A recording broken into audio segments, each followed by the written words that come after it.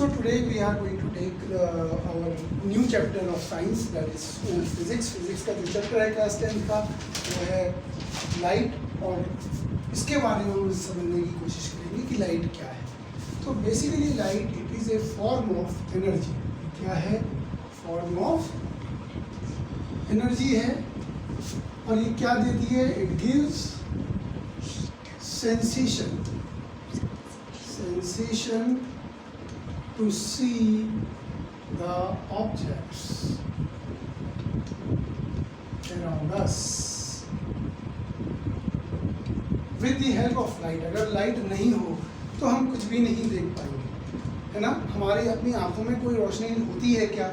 नहीं होती है. अगर होती तो हम बिल्कुल एक डार्क कमरे में अगर हमें बैठा दीजिए तो हम उसमें देख पाते दूसरे लोगों को, अपने पास के लोगों को. लेकिन देखा ये गया है कि बिल्कुल डार्क कमरे में अगर हम बैठे हैं तो हमें कुछ भी नहीं दिखाई देगा. इसका मतलब हमारी अपनी आंखों में कोई रोशनी नहीं होती है. तो फिर हम कैसे देख पाते हैं? तो जब भी कभी ऑब्जेक्ट पर लाइट गिरती है तो वहाँ से रिफ्लेक्ट होती है. रिफ्लेक्ट होने के बाद वो जो उसकी रोशनी है जब हमारी आंखों में पड़ती है तब हम उस ऑब्जेक्ट को देख पाते हैं. इसका मतलब ये हुआ कि जो लाइट के बारे में है, मतलब जो चीज़ हम देख पा रहे हैं वो हम कोई भी चीज़ जब भी देख पाएंगे जब उस पे से रोशनी पड़ेगी और वो हमारी आंखों में एंटर करेगी. तो सबसे पहले हम ये जानेंगे तो ऐसी कौन सी ऑब्जेक्ट्स हैं जिनके पास लाइट है अपनी. तो ऑब्जेक्ट्स को हम दो भागों में डिवाइड करते हैं. वो हैं, एक तो हमारे पास ल्यूमिनस ऑब्जेक्ट्स, और सेकेंड है हमारा non luminous objects.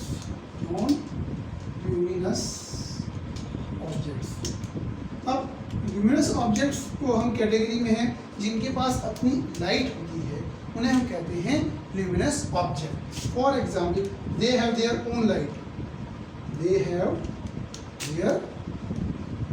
Own light.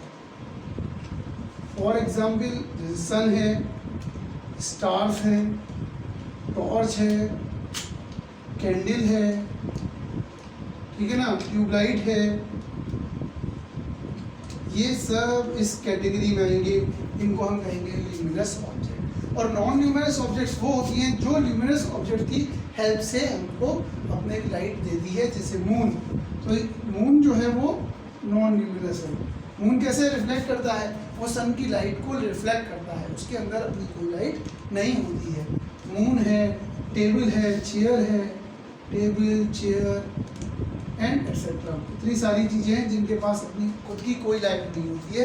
ऐसे ऑब्जेक्ट्स को कहते हैं नॉन ल्यूमिनस ऑब्जेक्ट. अब सबसे बड़ी चीज़ है, हमने जैसे आपको बताया तो मैं इसको इस तरीके से पिक्चराइज करके बताता हूँ कि मान लो ये सन है और ये एमिट कर रहा है रेज, लाइट रेज, ठीक है ना.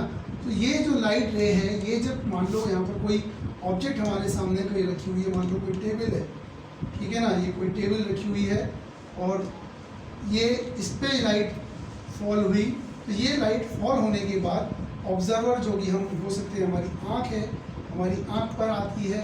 हम अब ये जो लाइट है वो ऐसा नहीं है ये हर तरफ रिफ्लेक्ट हो रही होगी टेबल से, लेकिन वो जो लाइट है जो हमारी आंखों में एंटर करती है हम देख पाते हैं कि वो टेबल है. इस डायग्राम से हम इस चीज़ को प्रेडिक्ट कर पा रहे हैं. अब हम ये देखते हैं कि लाइट में एक स्पेशल चीज़ होती है, वो ये है light travels straight.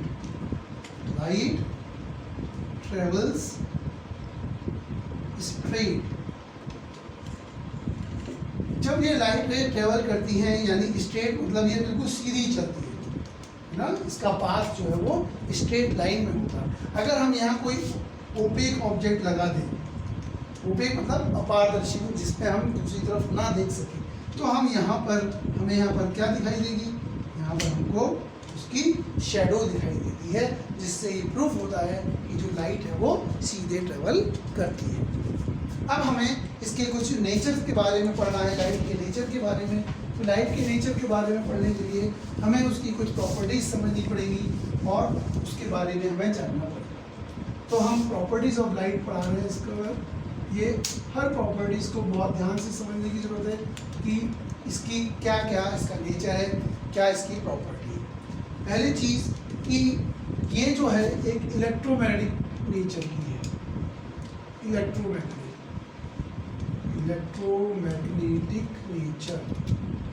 Electromagnetic nature का मतलब होता है जब लाइट ट्रेवल करती है तो उसके अंदर इलेक्ट्रिसिटी की भी प्रॉपर्टी होती है और मैग्नेटिक फील्ड की भी प्रॉपर्टी उसके अंदर होती है। दोनों प्रॉपर्टीज उसके अंदर होती है, ठीक है ना। दूसरा, ये जो है does not require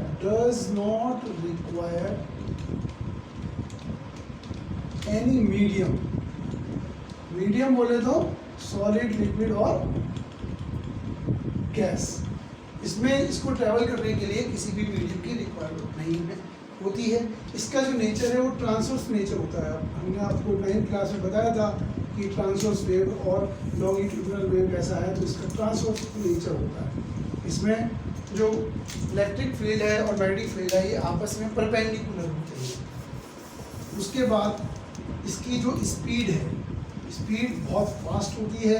स्पीड होती है, इसको हम c से रिप्रेजेंट करते हैं, 3 × 10⁸ मीटर पर सेकंड, काफ़ी ज़्यादा तेज होती है। और यही वजह है, अगर हम देखें स्पीड ऑफ साउंड को, अगर हम देखें स्पीड ऑफ साउंड को अगर हम देखें तो वो मात्र 332 मीटर पर सेकंड है, यानी ये बहुत कम है। और इसी वजह से जब आसमान में कभी बिजली कड़कती है तो हमें उसकी लाइट पहले दिखाई दे जाती है। क्यों? क्योंकि लाइट की स्पीड 3 लाख किलोमीटर पर सेकंड है और आवाज़ हमें बहुत देर बाद समझ में आती है। क्यों? क्योंकि साउंड की स्पीड काफ़ी कम है लाइट की स्पीड की। ये हमें जानना होगा। उसके बाद इसकी प्रॉपर्टी है कि इसकी जो वेव लेंथ है, लाइट जो है वो वेव नेचर की होती है, उसकी वेव लेंथ है वो बहुत शॉर्ट होती है, बहुत शॉर्ट। यानी याद रखिएगा 4 × 10⁻⁷ मीटर से लेकर 8 × 10⁻⁷ मीटर तक इसकी वेव लेंथ होती है। और हमें इसके बारे में एक और चीज़ समझना है कि जो लाइट है उसका जो नेचर है वो ड्यूअल नेचर का होता है। ड्यूअल नेचर का यानी sometimes it behaves as a wave और sometimes it behaves as a particle. ये ड्यूअल नेचर का होता है। कभी कभी ये पार्टिकल के रूप में चलती है लाइट और कभी कभी ये वेव के रूप में चलती है। तो जब इस नेचर को समझने के लिए हायर क्लासेस में हमें जाना पड़ेगा, इसको समझने के लिए कि ये जब वेव नेचर में होती है, पार्टिकल नेचर में होती है, तो ये अलग अलग तरीके के फिनोमिना शो करती है। तो उनमें से बहुत से फिनोमिना हमारे पास वेव नेचर के हैं, जैसे रिफ्लेक्शन, आपके कोर्स में है 10th क्लास में, है ना, रिफ्रैक्शन, उसके बाद स्कैटरिंग ऑफ लाइट, उसके बाद है डिस्पर्शन ऑफ लाइट, डिस्पर्शन। ये सब हमारे कोर्स में हैं। वैसे तो और भी बहुत सारे हैं लेकिन वो हायर क्लासेस में हम स्टडी करते हैं। अब हम ये जानेंगे कि ये जो ड्यूअल नेचर है उसमें हमने आपको पहले भी कहा है कि पार्टिकल नेचर है। तो पार्टिकल नेचर में पार्टिकल के नेम, इसका जो पार्टिकल नेम होता है उसे हम क्या कहते हैं? उसे हम कहते हैं फोटोन। तो photon is the particle of light. ये आपको याद रखना। अब हम आप लोगों को समझाने वाले हैं कि what do you mean by reflection of light. तो रिफ्लेक्शन को समझने के लिए हमें बहुत सारी चीज़ें इसके अंदर समझनी पड़ेगी। छोटी छोटी चीज़ों को हम लेते हुए चल रहे हैं कि what do you mean by reflection of light. Reflection का मतलब होता है जब भी कभी कोई लाइट, ठीक है ना, कोई लाइट अगर आती है, लाइट की रे आती है, बीम आती है, कुछ भी आती है, वो किसी सरफेस पर अगर वो पड़ी, किसी सरफेस पे, तो सरफेस पर पड़ने के बाद वो उसका कुछ पार्ट जो है वो सेंड बैक कर देती है उसी मीडियम में, लाइट को वापस भेज देती है।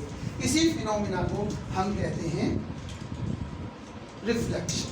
तो आपको ये मालूम होना चाहिए कि sending back the light, sending back the light, और इसको हम क्या कहेंगे? बाउंसिंग। ये कहलाता है रिफ्लेक्शन ऑफ लाइट। इस तरह भी देख के कैसा है